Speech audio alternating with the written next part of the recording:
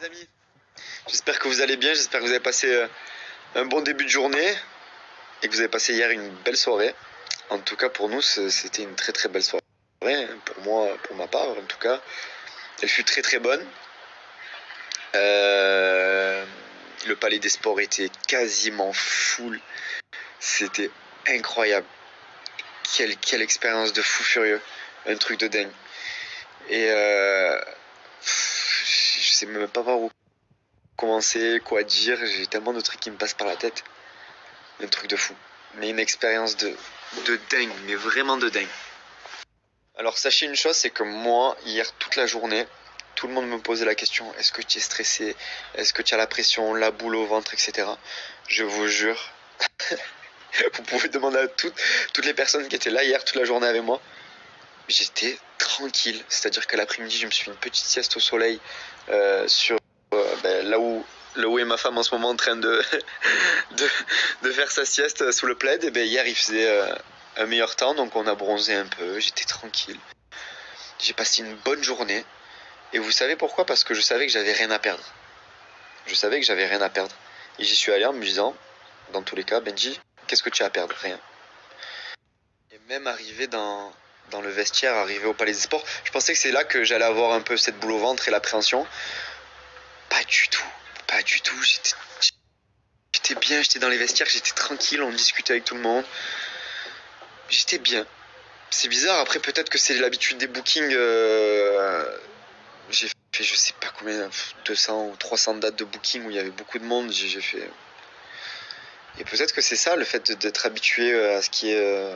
Ce que je sois amené à arriver dans des événements où je suis annoncé, etc. J'étais bien. Et puis voilà, comme j'ai dit, j'avais rien à perdre.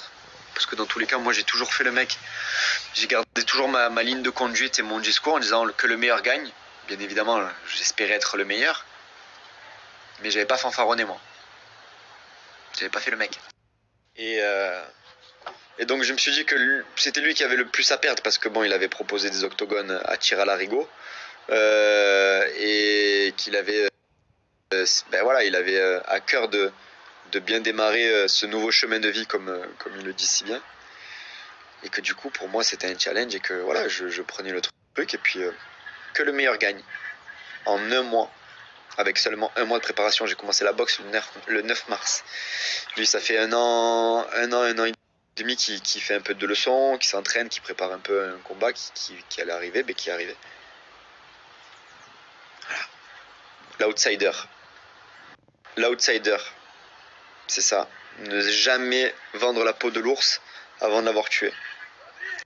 Et hier soir, ça a été une belle leçon pour toutes les personnes qui manquent d'humilité. Même si je sais que c'est son personnage, il est comme ça. Mais hier, l'humilité l'a gagné sur l'arrogance. Et c'est une belle leçon pour toutes les personnes qui nous regardent. Mais en tout cas, sachez une chose. C'est que Dylan, il a une grosse paire de cojones entre les jambes. Pourquoi? Parce que pour venir à Marseille combattre, dans le Palais des Sports de Marseille, avec un maillot qui ressemble très fortement au maillot du PSG, avec la musique de Paris, venir tout le Palais des Sports le huer et il a gardé la tête haute. Il s'est blessé au bout de quelques secondes du premier round et il n'a pas abandonné. Et pour ça, franchement, moi je dis que déjà, pour ça, c'est un grand monsieur. Déjà. Je vais vous parler très honnêtement. Cette histoire de blessure, je pense que ça aurait rien changé au combat. Parce que je l'ai senti dès les premières secondes que j'étais au-dessus et que j'avais pris l'ascendant premièrement psychologique et physique dès les premiers impacts. Cette histoire de blessure, bien évidemment, c'est très malheureux. Se déboîter l'épaule, c'est horrible. Hein. C'est horrible, ça fait mal. Il est resté jusqu'à la fin. Déjà, bravo à lui. Pourquoi? Parce que s'il avait abandonné dès le premier round, on aurait dit vous avez vu, c'est tout bidon, les combats, etc. Il y en a qui auraient pu penser que c'était, comment dire, pas truqué, mais genre que c'était arrangé ou quoi. Le mec, il a pas lâché, il a pas abandonné. Et il s'est battu jusqu'à la fin, donc bravo. Mais je pense que même sans la blessure, et d'ailleurs je pense qu'il veut une revanche, et j'espère qu'il se blessera pas cette fois-ci, comme ça il y aura rien à dire et rien à redire, j'aurai quand même gagné. Voilà. En tout cas, je suis trop fier. Trop fier parce que ma petite femme, elle m'a supporté du début jusqu'à la fin. Elle était à côté du ring, elle sautait, elle faisait des gestes comme si c'était elle qui boxait.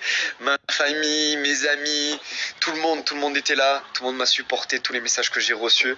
Et puis, je vais vous dire une chose, vraiment. J'y allais en me disant que dans tous les cas, que je gagne ou que je perde, ça allait rien changer au fait que dans ma tête, j'avais gagné. Pourquoi? Parce que juste le fait d'essayer, c'est déjà de gagner. Sachez une chose, c'est ça les amis. C'est que pour les personnes qui échouent, il faut se dire qu'à chaque fois, c'est une victoire parce que si vous échouez, ça veut dire que vous avez essayé. Et ça, c'est très important. C'est très très important. Et c'est pour ça que je suis allé là-bas en me disant que dans tous les cas, que je gagne ou que je perde le combat, j'avais gagné pour moi, personnellement, parce que j'y étais allé. Et ça, c'est très important. Donc dites-le vous, quoi que vous fassiez dans la vie, faites-le à fond. Et si vous échouez, c'est pas grave, vous avez quand même réussi parce que vous avez essayé. Pour toutes les personnes qui ont pas pris ce combat au sérieux, qui nous ont critiqués, qui étaient là, voilà, les mauvaises langues. Voilà, on vous a montré que on a fait de la boxe, on s'est préparé pour boxer. Il n'y a pas eu de pitié. Voilà, sur le ring, c'était deux guerriers, deux sportifs, deux boxeurs qui s'affrontaient. Il n'y avait pas de cadeau. Et voilà, la récompense, c'est que le palais des sports était plein.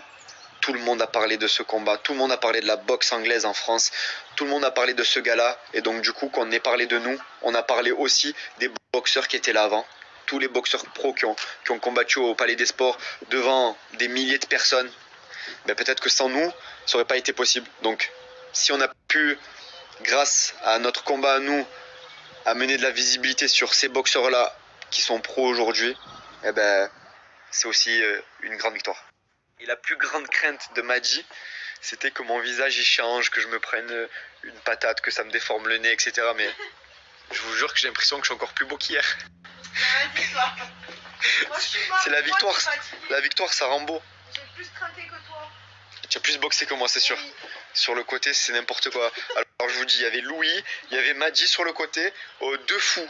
Louis, mon entraîneur, je vous explique, l'arbitre, il a dû arrêter le combat en plein milieu parce que Louis, il était sur le côté et il tapait sur le ring comme un fou. Parce que la tactique de Louis, c'était le premier round, tu vas tranquille, on observe, etc., tu esquives, etc. Sauf que moi, un déglingo, j'ai dit ok, vas-y, j'ai fait deux esquives. J'ai senti qu'il y avait les portes ouvertes et j'ai foncé comme un fou. Et il me disait calme-toi, calme-toi. Il y avait Madji à côté, le boxeur en même temps. Ah, des fous, il n'y a que des fous. Dans mon coin, il n'y avait que des fous. Félicitations à toutes les personnes qui ont œuvré pour organiser cet événement. Que ce soit Cyril, Guillaume, les organisateurs, que ce soit Seb, mon agent qui a fait énormément pour ce gars-là. Merci à tous et merci à tous les boxeurs qui étaient là avant pour que ce gars-là soit une belle soirée. Et voilà, c'était important pour nous que ça soit pas que nous qui boxions ce soir-là, que voilà, nous notre but aussi, et moi personnellement, c'était aussi que la boxe en France puisse avoir un peu de lumière. Et si voilà, on a pu amener de la lumière pour les combats pros qui avaient avant, et des gens qui sont venus juste pour nous voir à nous, Dylan et nous, et qui ont pu voir des combats pros avant, eh ben, c'est vraiment avec plaisir, trop bien. Je suis trop content pour ça. Et pour toutes les personnes qui ont vu que ça avait pris, qu'il y avait du monde, que ça avait fait du buzz, etc. et qui veulent faire un combat pour je ne sais quelle raison. Sachez une chose les amis, c'est que la boxe c'est un sport qui est à prendre vraiment très au sérieux. On joue pas à la boxe parce que c'est dangereux. Vous avez vu au bout de quelques secondes Dylan il s'est déboîté l'épaule, mais ça peut être beaucoup plus dangereux, un mauvais coup, etc. Donc on ne joue pas avec ça. Donc c'est à prendre très au sérieux. Je sais que il y a des gens qui disent ouais ça va, ça fait qu'un mois qu'ils boxent, mais j'ai pris les choses vraiment au sérieux. Je me suis entraîné tous les jours. J'ai fait en sorte de m'améliorer et de faire du mieux que je pouvais pour déjà pour esquiver les coups, pour pas en prendre et pour en mettre, et pour faire de la belle boxe, même si je sais que c'était pas très académique. Mais j'y suis avec la hargne. Mais en tout cas, pour toutes les personnes qui veulent commencer la boxe ou qui veulent commencer à faire des combats, je parle pour les influenceurs, il faut s'entraîner dur. Il faut s'entraîner dur et vous avez vu Dylan, ça fait un an qu'il s'entraîne, peut-être un peu plus.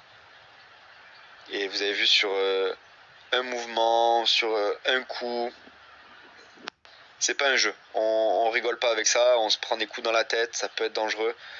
Moi, ça fait un mois que je fais des mises de gants tous les jours, tous les jours, tous les jours. Et je sais pas si vous entendez, j'arrive plus à respirer du nez. Pourtant, je suis pas enrhumé. C'est parce que pendant un mois, j'ai pris des patates dans le nez. Et je dois avoir, je sais pas, peut-être la cloison nasale qui est un peu décalée. Et j'arrive plus trop à respirer du nez. C'est pas un jeu. C'est pas un jeu, je me suis pris des patates dans les arcades. J'ai encore des bleus, mais tout ça, c'est les mises de gants. J'avais la lèvre, je sais pas si on voit encore, j'avais la lèvre toute bleue en dessous pendant une semaine, ça se voyait pas, mais en dessous c'était tout bleu parce que c'est pas un jeu les arts. Après, j'avoue que moi je suis un peu sadomaso, j'ai pas peur des coups, donc au plus je m'en prenais, au plus je me disais que si j'en prenais à l'entraînement, j'allais moins m'en prendre sur le ring, et c'est ce qui s'est passé. C'est ce qui s'est passé. Mais en tout cas, pour toutes les personnes qui veulent commencer la boxe, ne prenez pas ça à la légère, premièrement. Pour toutes les personnes qui veulent commencer à s'entraîner, etc., foncez parce que c'est vraiment un très très beau sport, très technique. Ça demande beaucoup de concentration, d'agilité, d'humilité aussi. Vous l'avez vu hier soir. Et, euh, et voilà. En tout cas, si on a pu inspirer certaines personnes qui veulent commencer les entraînements de boxe et tout, eh ben, tant mieux, c'est qu'on a réussi notre job. Mais tous ceux qui veulent faire des combats en tant qu'influenceurs, ne prenez pas ça à la légère, croyez-moi. Et pour venir chercher la ceinture, il va falloir venir taper à ma porte. Parce que la ceinture, elle est à la maison maintenant.